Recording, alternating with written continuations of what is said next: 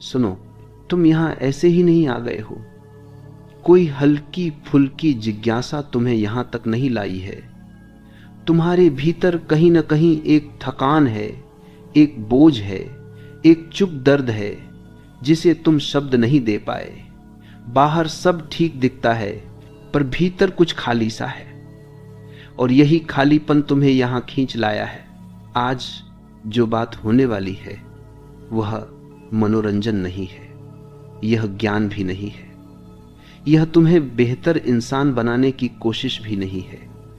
यह सिर्फ एक आईना है जिसमें अगर तुम ईमानदारी से देख पाए तो शायद पहली बार अपने असली चेहरे से मिल सको।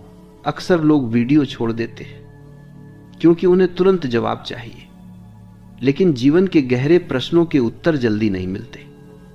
अगर तुम थोड़ा ठहर सको, अगर तुम सुन सको, तो जो अभी अस्पष्ट है वह धीरे धीरे स्पष्ट होने लगेगा।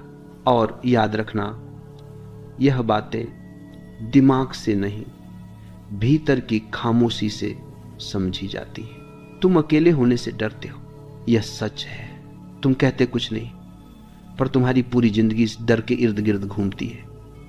तुम भीड़ ढूंढते हो, रिश्ते ढूंढते हो, शोर ढूंढते हो, मोबाइल ढूंढते हो, सिर्फ इसलिए ताकि अकेले न रहना पड़े। पर क्या तुमने कभी ईमानदारी से देखा है कि यह डर कहां से आता है? अकेलापन और अकेलापन होने में फर्क है। अकेलापन एक तथ्य है, तुम जन्मे अकेले, मरोगे अकेले, लेकिन अकेलापन एक पीड़ा है जो तुमने खुद पैदा की है। जब तुम खुद के साथ बैठ नहीं पाते तब तुम दूसरों की तलाश करते हो। जब तुम्हें अपनी ही आवाज चुभने लगती है तब तुम शोर में भागते हो। और जब भीतर कुछ टूटा सा महसूस होता है तब तुम किसी दूसरे इंसान को जोड़ने की कोशिश करते हो, यह सोचे बिना कि टूटा हुआ भीतर है, बाहर नहीं। तुम रिश्तों से उम्मीद करते हो कि वे तुम्हें पूरा कर देंगे। यह सबसे बड़ा भ्रम है। कोई भी तुम्हें पूरा नहीं कर सकता, क्योंकि जो अधूरापन है वह तुम्हारा अस्तित्व नहीं, तुम्हारी अस्वीकृति है। अकेले जीना सीखो, इसका मतलब यह नहीं कि जंगल चले जाओ, सब छोड़ दो। इसका मतलब है खुद के साथ सहज होना सीखो, खुद के विचारों के साथ, खुद की चुप्पी के साथ, खुद की असुरक्षा के साथ। लेकिन यहां एक कठिन सत्य है, जब तुम पहली बार अकेले बैठते हो तो शांति नहीं मिलती। पहले तो शोर मिलता है, दबी हुई इच्छाएं, अधूरे सपने, पुराने घाव, अपमान, क्रोध, ईर्ष्या, सब ऊपर आने लगते हैं। और तभी अधिकतर लोग भाग जाते हैं। वे कहते हैं अकेलापन मेरे बस का नहीं। नहीं, अकेलापन तुम्हारे बस का नहीं, इसलिए तुम आजाद नहीं हो। जो व्यक्ति अकेले बैठ सकता है वही किसी के साथ सही ढंग से रह सकता है, और जो अकेले से भागता है वह रिश्तों में भी सिर्फ भीख मांगता है, ध्यान की, प्रेम की, मान्यता की। शांत रहकर सुनो, यह सिर्फ कानों से सुनने की बात नहीं है, यह भीतर की भागदौड़ को थोड़ी देर रोकने की कला है। तुम सुनते बहुत हो पर सुनते नहीं हो। तुम प्रतिक्रिया करते हो, उत्तर देते हो, जज करते हो, पर सुनते नहीं हो। शांति कोई बाहर से मिलने वाली चीज नहीं है। शांति तब प्रकट होती है जब तुम भागना बंद कर देते हो। अकेले बैठो, कुछ मत करो, कोई मंत्र नहीं, कोई विधि नहीं, बस बैठो और जो चल रहा है उसे चलने दो। शुरू में यह असहज होगा क्योंकि तुमने पूरी जिंदगी खुद से दूरी बनाकर रखी है। अब अचानक खुद से मिलना यह टकराव होगा। लेकिन अगर तुम भाग्य नहीं, अगर तुमने फोन नहीं उठाया, अगर तुमने किसी को मैसेज नहीं किया, अगर तुमने खुद को व्यस्त नहीं किया, तो धीरे धीरे विचार थकने लगेंगे। और एक दिन, बहुत साधारण सा दिन, तुम पाओगे कि भीतर कुछ शांत है। कोई वजह नहीं, कोई कारण नहीं, बस शांति। वही शांति तुम्हारा असली घर है। यहीं से असली यात्रा शुरू होती है। अकेले जीना सीखना मतलब दुखी होना नहीं। अकेले जीना सीखना मतलब निर्भरता से मुक्त होना है। और जब तुम मुक्त होते हो तभी प्रेम संभव होता है, तभी सुनना संभव होता है, तभी जीवन पहली बार बोझ नहीं, उत्सव बनता है। अगर यहां तक सुनते सुनते तुम्हारे भीतर कुछ हिला है, अगर तुम्हें लगा है कि कोई तुम्हारी ही बात कर रहा है, डर, ये शब्द छोटा है लेकिन इसकी जड़ें बहुत गहरी हैं। तुम सोचते हो कि तुम कई बातों से डरते हो, असफलता से, अकेलेपन से, मृत्यु से, लोगों की राय से, लेकिन सच यह है कि डर एक ही है, बस उसके रूप बदलते रहते हैं। वह एक ही डर है, खुद को पूरी तरह जान लेने का डर। जब तुम शांत होने लगते हो, डर पैदा होता है। जब विचारों का शोर थोड़ा कम होता है, डर उभरता है, क्योंकि शोर तुम्हारी ढाल है। शोर तुम्हें खुद से बचाए रखता है। डर का जन्म बाहर नहीं होता, डर का जन्म भीतर होता है। बाहर सिर्फ बहाने मिलते हैं। तुम कहते हो मुझे अंधेरे से डर लगता है, पर सच यह है कि अंधेरे में तुम्हें खुद से सामना करना पड़ता है। तुम कहते हो मुझे अकेले रहने से डर लगता है, पर सच यह है कि अकेले में तुम्हारे नकाब गिरने लगते हैं। डर तब आता है जब नियंत्रण छूटने लगता है और तुम जीवन को नियंत्रित करना चाहते हो, हर पल, हर रिश्ता, हर स्थिति, क्योंकि नियंत्रण तुम्हें झूठी सुरक्षा देता है। शांत बैठो और देखो, डर कुछ करता नहीं है। डर सिर्फ संकेत देता है कि तुम एक सीमा पर आ गए हो। उस सीमा के उस पार स्वतंत्रता है और इस पार तुम्हारी आदतें। अक्सर लोग डर से लड़ने की कोशिश करते हैं, यह सबसे बड़ी भूल है। डर से लड़ोगे तो डर और मजबूत होगा। डर को दबाओगे तो वह किसी और रास्ते से निकलेगा। डर को देखो, बस देखो। देखने का मतलब यह नहीं कि तुम विश्लेषण करो। देखने का मतलब यह नहीं कि तुम कारण खोजो। देखने का मतलब है गवाह बन जाना। जब डर उठे, कहो मत यह गलत है, कहो मत यह नहीं होना चाहिए। बस भीतर बैठकर देखो।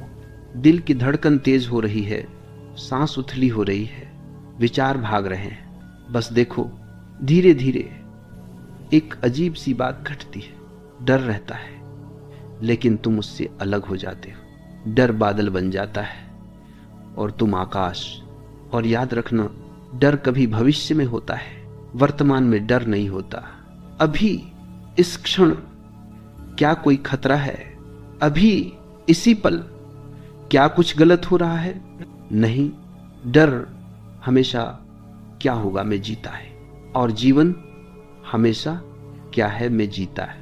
इसलिए जो व्यक्ति वर्तमान में जीना सीख लेता है, उसके लिए डर का कोई घर नहीं बचता।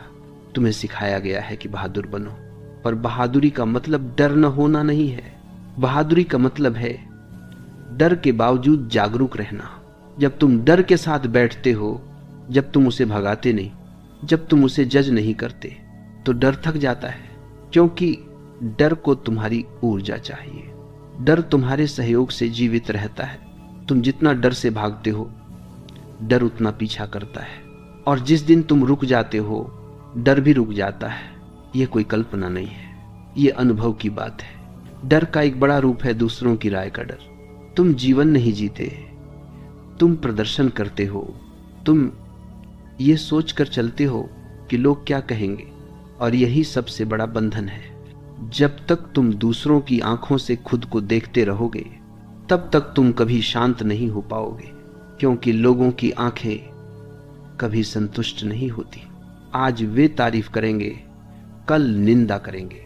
आज वे तुम्हें ऊपर उठाएंगे, कल गिराएंगे, और तुम हर बार हिलते रहोगे। शांत रहकर सुनो। लोगों की राय तुम्हारे बारे में नहीं होती। लोग अपनी ही उलझनों से बोलते हैं। जिस दिन यह समझ में आ गया, उसी दिन भीतर एक बड़ा बोझ गिर जाता है। डर का आखिरी और सबसे गहरा रूप है मृत्यु का डर।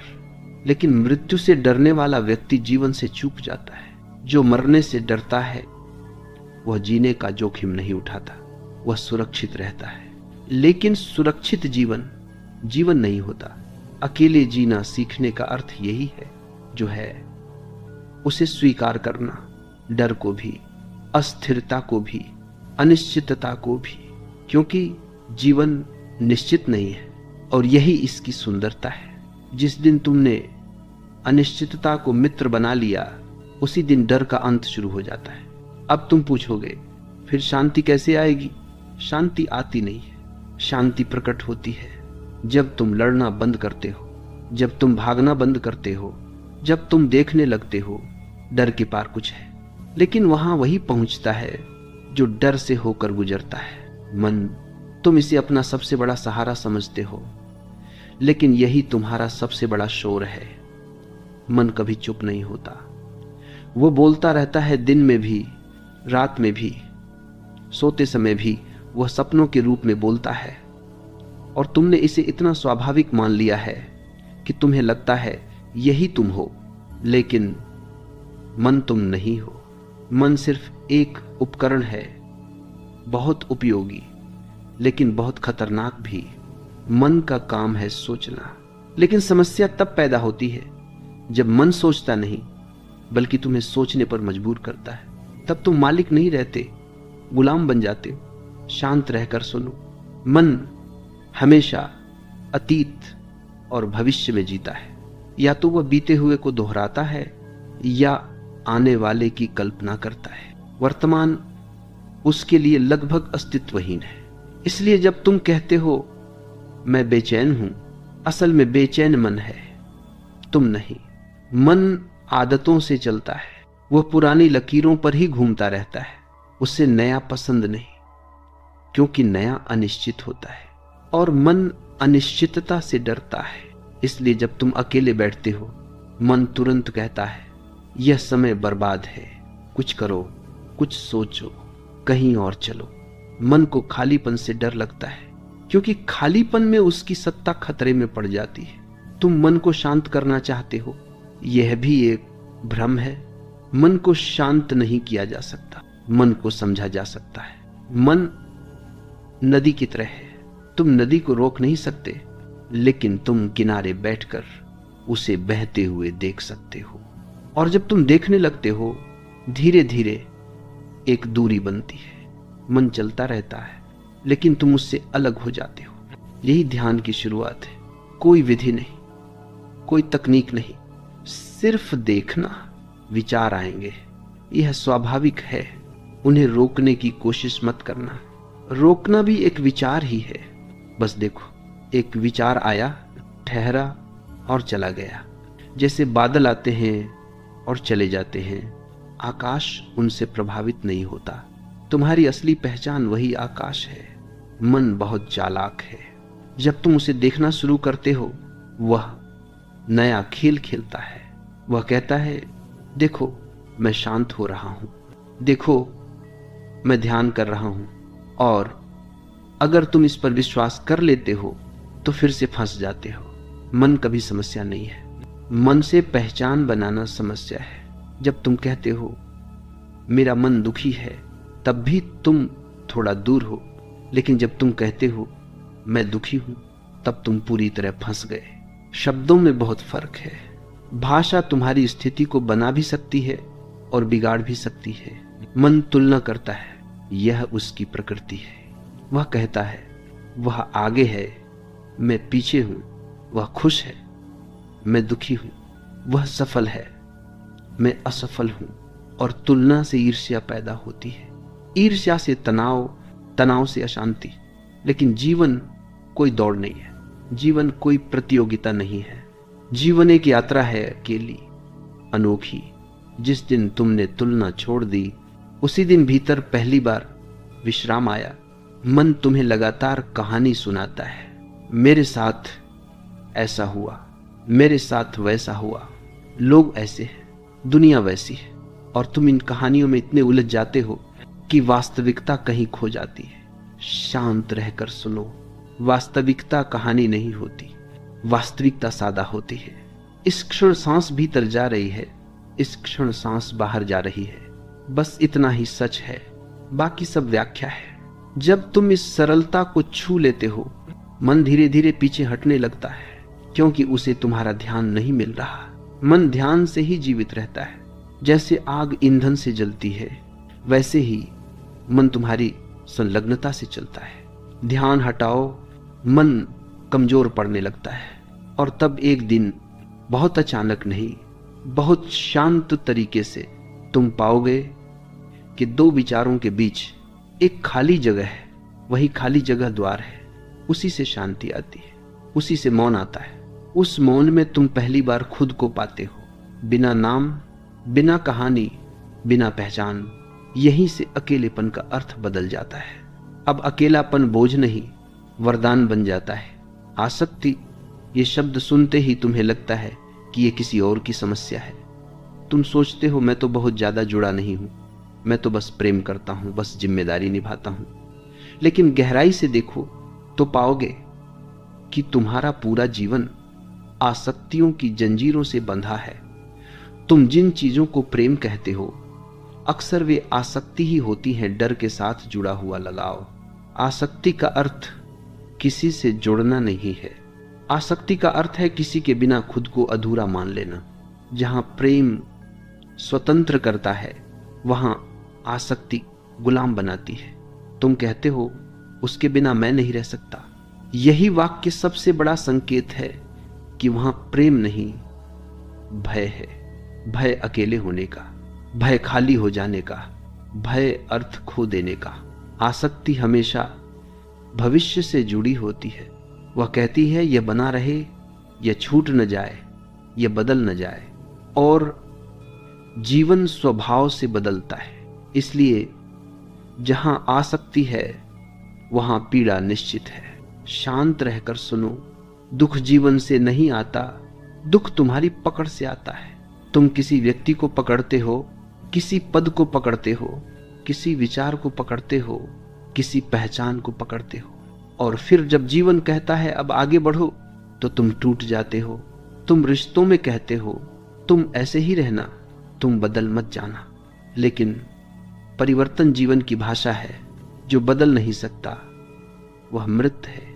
इसलिए जब तुम किसी से कहते हो मुझे ऐसे ही चाहिए, तो अनजाने में तुम उसे मार रहे हो, और साथ ही खुद को भी। आसक्ति का एक सूक्ष्म रूप है अपेक्षा। तुम कुछ कहते नहीं, पर भीतर एक सूची चलती रहती है। मैंने इतना किया तो मुझे इतना मिलना चाहिए, और जब वह नहीं मिलता तो शिकायत पैदा होती है, क्रोध पैदा होता है, दूरी पैदा होती है। प्रेम कभी हिसाब नहीं रखता, आसक्ति हमेशा लेखा जोखा करती है। तुम सोचते हो मैं बहुत दे रहा हूं, पर असल में तुम निवेश कर रहे होते हो, और निवेश का उद्देश्य लाभ होता है। जहां लाभ की उम्मीद है वहां प्रेम नहीं हो सकता। आसक्ति का सबसे गहरा कारण है असुरक्षा। तुम खुद को पूरा नहीं मानते, इसलिए किसी और को जोड़कर पूरा होना चाहते हो। लेकिन ध्यान रखना, जो खुद से खाली है वह किसी और को भी खाली कर देगा। अकेले जीना सीखने का अर्थ यही है, पहले खुद के साथ पूरा होना, ताकि जब तुम किसी से मिलो तो भीख नहीं, बांटना हो। आसक्ति तुम्हें वर्तमान से काट देती है। तुम व्यक्ति को नहीं देखते, तुम अपनी छवि देखते हो, वह ऐसा रहे वैसा रहे। और जब वास्तविक व्यक्ति तुम्हारी कल्पना से अलग होता है तो तुम दुखी होते हो। शांत रहकर सुनो, दूसरा व्यक्ति कभी तुम्हारी कल्पना नहीं होता, वह एक स्वतंत्र अस्तित्व है। आसक्ति स्वतंत्रता से डरती है, क्योंकि स्वतंत्र व्यक्ति तुम्हारे नियंत्रण में नहीं रहता। इसलिए आसक्ति के साथ प्रेम का नाटक चलता है, लेकिन भीतर भय और अधिकार छिपा रहता है। एक गहरी बात समझ लो, तुम जिसे पकड़ते हो वह तुम्हें बांध लेता है। धन को पकड़ो तो चिंता बंध जाती है, सम्मान को पकड़ो तो भय बंध जाता है, रिश्ते को पकड़ो तो पीड़ा बंध जाती है। त्याग की बात मत करो, त्याग भी अहंकार का खेल बन जाता है। बस देखो तुम कहां कहां पकड़े हुए हो। देखने से ही ढीलापन आता है, जागरूकता से ही बंधन गिरते हैं। जब तुम किसी को प्रेम करते हो और उसे स्वतंत्र रहने देते हो, तब तुम भी स्वतंत्र हो जाते हो। तुम सोचते हो अगर वह चला गया तो, अगर वह बदल गया तो। यही डर आसक्ति की जड़ है। लेकिन जो चला जाना है वह चला ही जाएगा, तुम रोक नहीं सकते। और जो रुकना है वह बिना पकड़े भी रुक जाएगा। जीवन भरोसे पर चलता है, पकड़ पर नहीं। जिस दिन तुमने यह भरोसा सीख लिया, उसी दिन भीतर एक गहरी शांति उतरती है। अकेले जीना सीखो ताकि तुम्हारा प्रेम बोझ न बने, ताकि तुम्हारी उपस्थिति जेल न बने। तब तुम किसी के साथ भी रहोगे तो आजादी के साथ रहोगे, और अकेले भी रहोगे तो पूर्णता के साथ।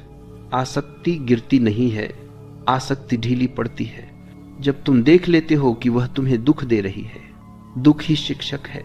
अगर तुम उससे भागो मत तो वह तुम्हें मुक्त कर देता है। स्वतंत्रता, यह शब्द सुनते ही तुम्हारे मन में कई चित्र उभरते हैं। तुम सोचते हो जो मन चाहे करना, कोई रोक टोक न हो, कोई जिम्मेदारी न हो। लेकिन यह स्वतंत्रता नहीं है, यह सिर्फ इच्छा की आजादी है। और इच्छा कभी आजाद नहीं होती। इच्छा हमेशा किसी कमी से जन्म लेती है। असली स्वतंत्रता बाहर की नहीं, भीतर की होती है। यह किसी व्यवस्था के खिलाफ खड़ा होना नहीं है, यह किसी नियम को तोड़ना नहीं है, यह भीतर की गुलामी से बाहर आना है। तुम किसी से बंधे नहीं हो, फिर भी बंधे हुए हो। तुम कहीं कैद नहीं हो, फिर भी कैद हो, क्योंकि तुम्हारी कैद तुम्हारे विचारों में है। शांत रहकर सुनो। जब तक तुम्हें कुछ चाहिए तब तक तुम स्वतंत्र नहीं हो। जरूरतें तुम्हें बांधती हैं, इच्छाएं तुम्हें खींचती हैं। तुम कहते हो मुझे यह चाहिए, तभी मैं खुश रहूंगा, और उसी क्षण तुम गुलाम बन जाते हो। स्वतंत्र व्यक्ति खुशी को शर्त नहीं बनाता, वह कहता है जो है वही पर्याप्त है। स्वतंत्रता का पहला स्वाद आता है जब तुम यह देख लेते हो कि तुम्हें लगातार कुछ बनना है, कुछ साबित करना है, कुछ दिखाना है। और यह सब किसके लिए? लोगों के लिए, समाज के लिए, एक काल्पनिक मान्यता के लिए। तुम अपना जीवन दूसरों की आंखों में मूल्यवान बनने में खर्च कर देते हो, और अंत में पाते हो खुद की नजर में तुम कभी जिए ही नहीं। स्वतंत्रता का अर्थ है दूसरों की अपेक्षाओं से मुक्त होना। लोग तुम्हें परिभाषित करेंगे, यह उनकी आदत है, लेकिन तुम उन परिभाषाओं को मान लोगे। यह तुम्हारा चुनाव है। जिस दिन तुमने कहा मैं वही हूं जो हूं, उसी दिन भीतर एक बड़ा बोझ गिर जाता है। स्वतंत्र व्यक्ति तुलना नहीं करता, क्योंकि तुलना गुलामी की भाषा है। तुम खुद को किसी से छोटा या बड़ा मानते हो, और दोनों ही स्थितियों में तुम बंधे हो। स्वतंत्रता का एक गहरा पहलू है अकेले होने की क्षमता। जो अकेले बैठ सकता है वही स्वतंत्र है। जो लगातार किसी का सहारा ढूंढता है वह भीतर से डरा हुआ है। अकेलापन अब डर नहीं बनता जब तुमने खुद को मित्र बना लिया। शांत रहकर सुनो। स्वतंत्रता कोई लक्ष्य नहीं है, यह एक उप उत्पाद है। यह तब आती है जब तुम सत्य के साथ खड़े हो जाते हो। सत्य यह है, जीवन अनिश्चित है। लोग बदलेंगे, स्थितियां आएंगी जाएंगी, शरीर बूढ़ा होगा, मृत्यु आएगी। स्वतंत्र व्यक्ति इन सच्चाइयों से भागता नहीं, वह इन्हें स्वीकार करता है। स्वीकार में ही मुक्ति है। तुमने शायद सुना होगा, छोड़ दो। लेकिन छोड़ना भी एक क्रिया है, और हर क्रिया में अहंकार छिप सकता है। स्वतंत्रता छोड़ने से नहीं आती, स्वतंत्रता समझ से आती है। जब तुम समझ लेते हो कि पकड़े रहने से दुख है, तो पकड़ अपने आप ढीली पड़ जाती है। ये बहुत सहज है, इसमें कोई संघर्ष नहीं। स्वतंत्र व्यक्ति जीवन को नियंत्रित नहीं करता, वह जीवन के साथ बहता है। वह विरोध नहीं करता, वह सहयोग करता है। और सहयोग कमजोरी नहीं है, सहयोग गहरी समझ का फल है। जब तुम बहते हो तो जीवन तुम्हें ले जाता है उन जगहों पर जहां तुम कभी पहुंचने की योजना नहीं बना सकते थे। स्वतंत्रता का एक और संकेत है, तुम्हारा आनंद अब कारणों पर निर्भर नहीं रहता। अगर कोई मुस्कुराया तो ठीक, अगर किसी ने अनदेखा किया तो भी ठीक, अगर सफलता मिली तो भी ठीक, अगर असफलता मिली तो भी ठीक। यह ठीक कोई उदासीनता नहीं है, यह गहरा संतुलन है। तुम अब जीवन से लड़ नहीं रहे, तुम जीवन को जी रहे हो। और जब तुम स्वतंत्र होते हो तब प्रेम भी बदल जाता है। अब प्रेम जरूरत नहीं होता, प्रेम उत्सव बन जाता है।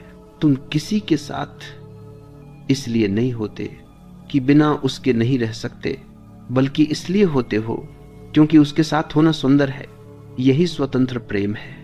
स्वतंत्रता तुम्हें गंभीर नहीं बनाती, स्वतंत्रता तुम्हें हल्का बनाती है।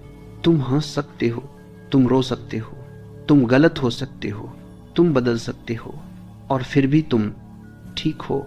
मौन, यह शब्द सुनते ही तुम्हें लगता है चुप्पी, बोलना बंद कर देना, शोर से दूर हो जाना। लेकिन मौन इतना छोटा नहीं है। मौन शब्दों की अनुपस्थिति नहीं है, मौन उस स्रोत की उपस्थिति